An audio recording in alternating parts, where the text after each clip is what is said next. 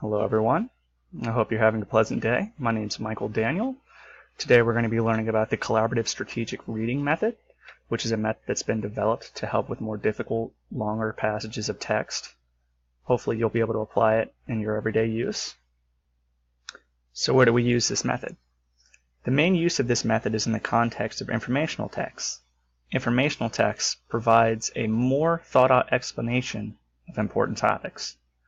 Informational text is also often harder to comprehend than narrative text. However, we can also apply this method outside of informational text. Due to its difficulty in its comprehension, schools have begun to not integrate informational text as often. This is because the text's main idea is not to grab the reader, unlike narrative text. They often present topics in a less organized manner, which is in return a less user-friendly experience. However, with methods like the collaborative strategic reading strategy, we can achieve a better understanding of these texts. While this method was not initially effective, after repetitive use, the method shows a positive effect on the understanding of reading material. It should be kept in mind, though, that the comprehensive strategy is one that is done in small collaborative groups.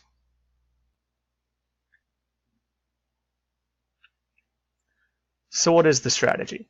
The strategy is made up by four main parts: preview, click and clunk, get the gist, and finally wrap up.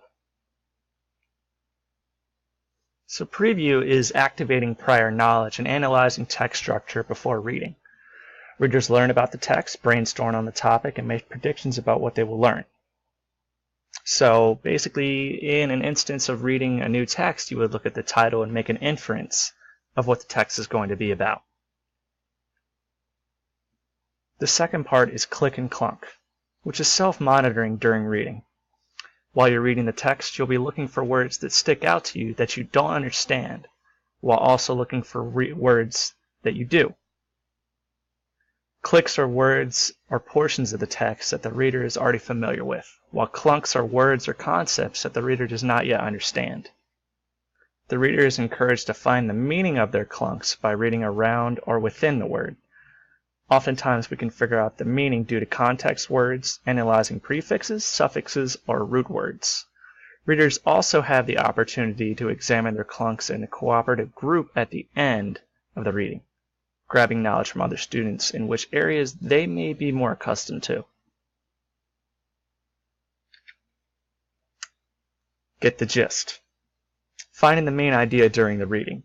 Readers determine the main idea of a text by finding what or who the text is about. They then would write a small summarizing statement of the text. And finally, wrap up. Generating questions and review after reading. During the wrap-up, readers ask questions about the important ideas of the text. This is the most important part of the method, as it allows the spread of knowledge to each reader. Clunks, concepts, or ideas can be shared and discussed to come to different conclusions or interpretations of the text. How can we use this method? Fellow students can use this method when preparing for tests or working in small group projects while studying the same subject. The method could be even used outside of informational text as well, as we previously discussed. English classes tend to use this method, especially when reading poems or difficult to read texts. Each student reads on their own, and at the end, questions are asked about the text.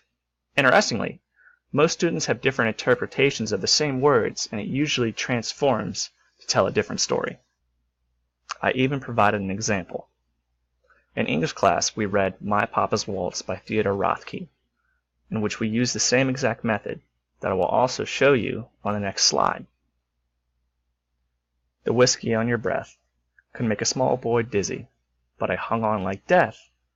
Such waltzing was not easy. We rocked until the pans slid from the kitchen shelf. My mother's countenance could not unfrown itself.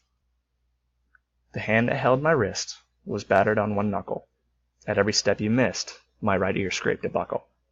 You beat time on my head, with the palm caked hard by dirt, then waltzed me off the bed, still clinging to your shirt. Step 1. Preview.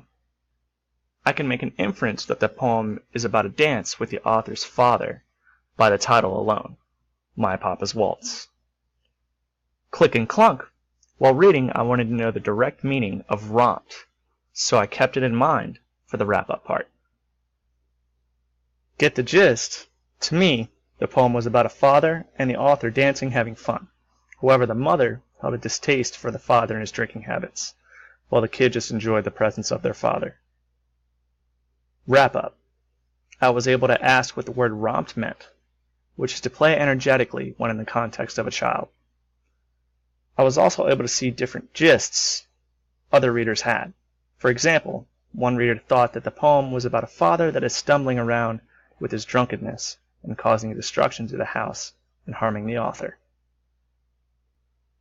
As you can see with that example, someone else had a very different understanding of the same text that I read due to them having a different mindset. I hope that this method has at least given you another resource that you can use while reading difficult texts. If you would like any more information on the text, you may certainly reach me in the discussion board.